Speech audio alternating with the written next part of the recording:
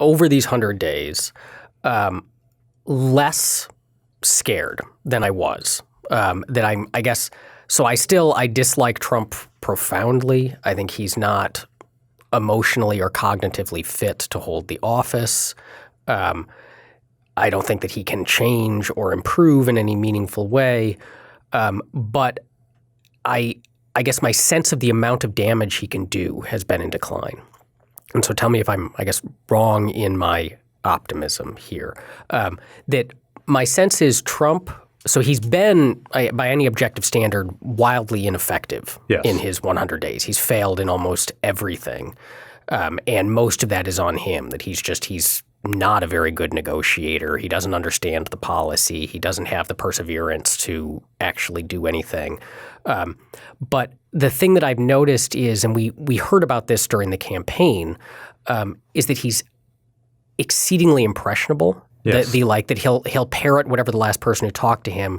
And I see that now so that the one that springs to mind is we're going to withdraw from NAFTA. Like that looked like him, he needed something big for his 100 days because he hadn't had anything. And so we're going to pull out of NAFTA. But then within a matter of days, it was no, NAFTA's great. And that's almost certainly because one of his advisors said, no, NAFTA's pretty good in all these ways. And so if that continues, and again, I don't think that Trump is the kind of man who can change, then it feels like what we may end up with is 4 years, because I don't think he's going to run again.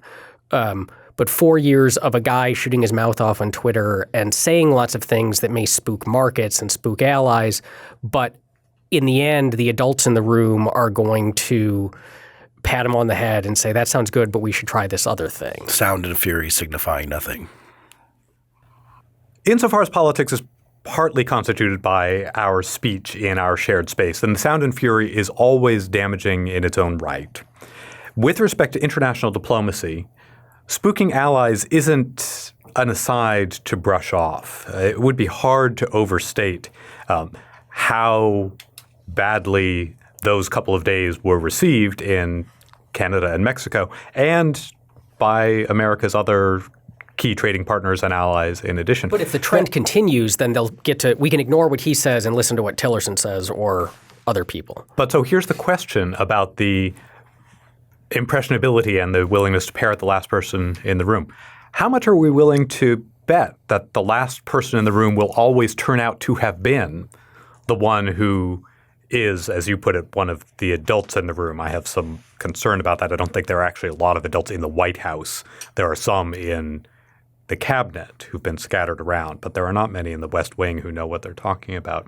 I think that we got lucky with who talked to him in what order with respect to NAFTA. And there are going to be a whole lot of things over 4 years.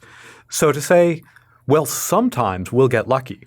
Sometimes the erraticness will leave that the last position standing is a relatively status quo one.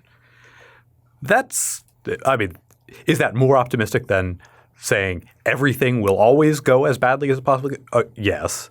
Is it grounds for much optimism? I think not. That he was ineffective was partly a matter of an orientation towards staffing and legislation. And one thing that presidents learn over time is what are the areas in which they can act in a pretty unconstrained way.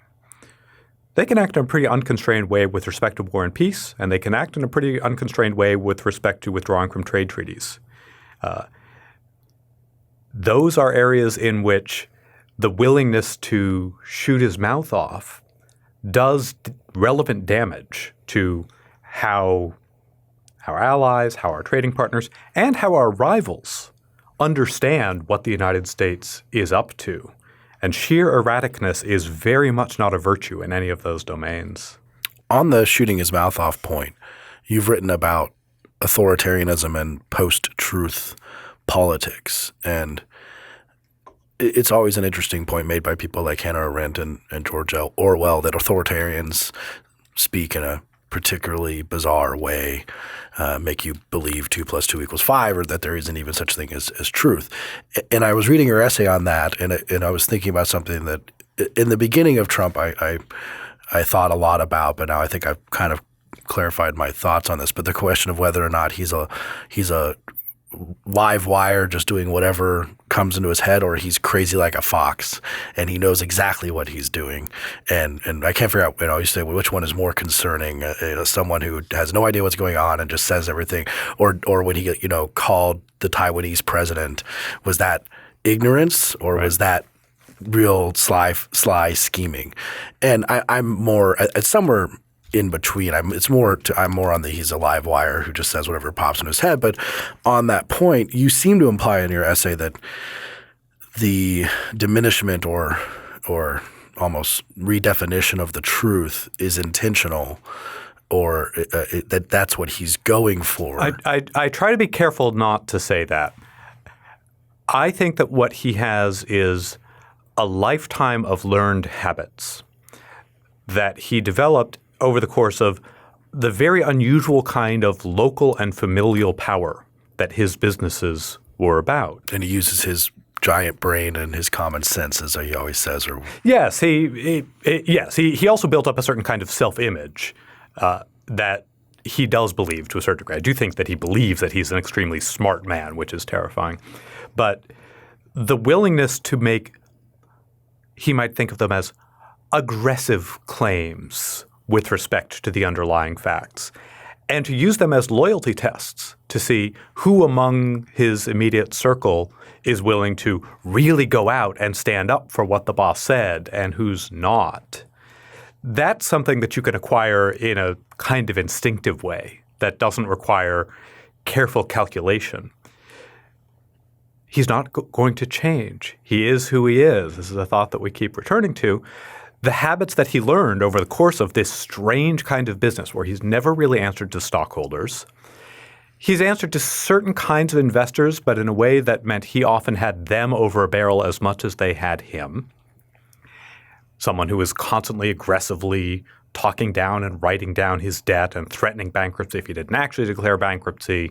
That all of those character traits are things that he more or less unconsciously cultivated in the kind of brash, kind of bullying world of being a New York City real estate developer turned reality TV character.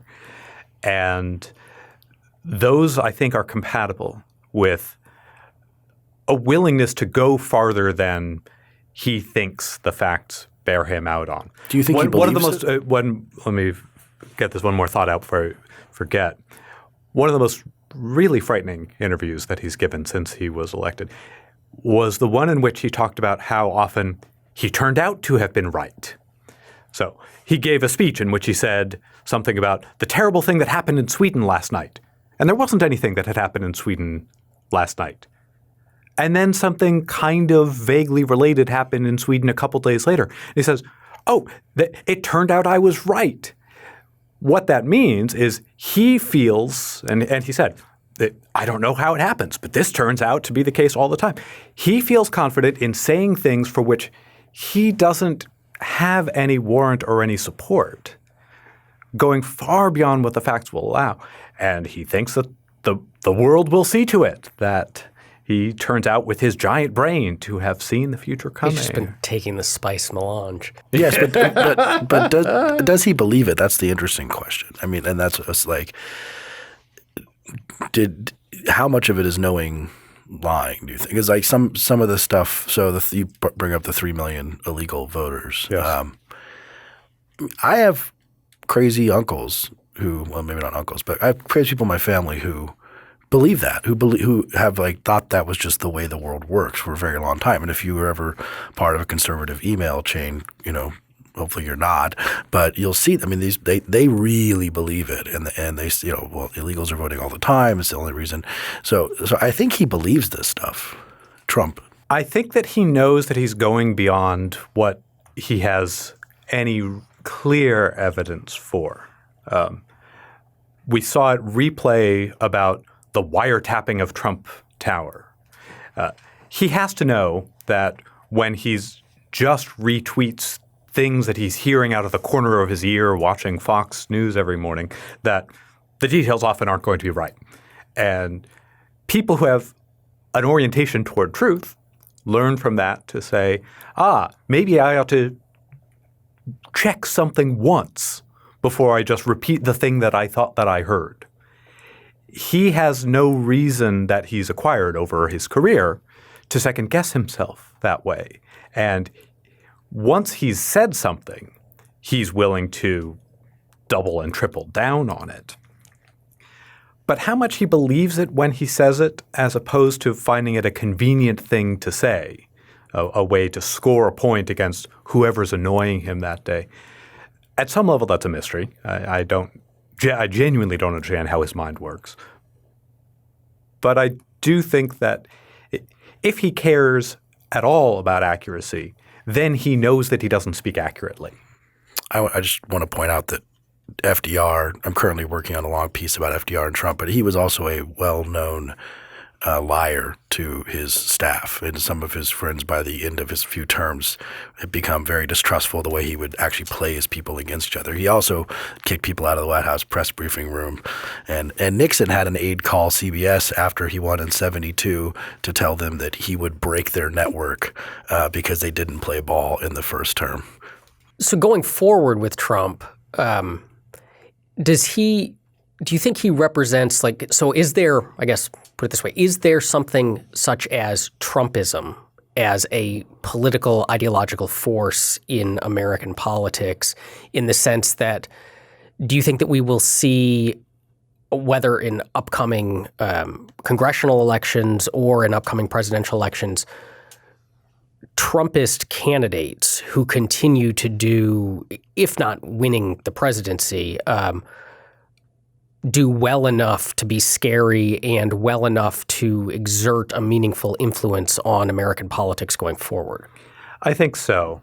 I think that this is something that Stephen Bannon has been right about, to say there is such a thing as Trumpism at some level, and it's more or less continuous with the Jacksonian tradition in white American populism. It is anti-elite, it is anti-trade, it is anti-foreigner, it is anti-black.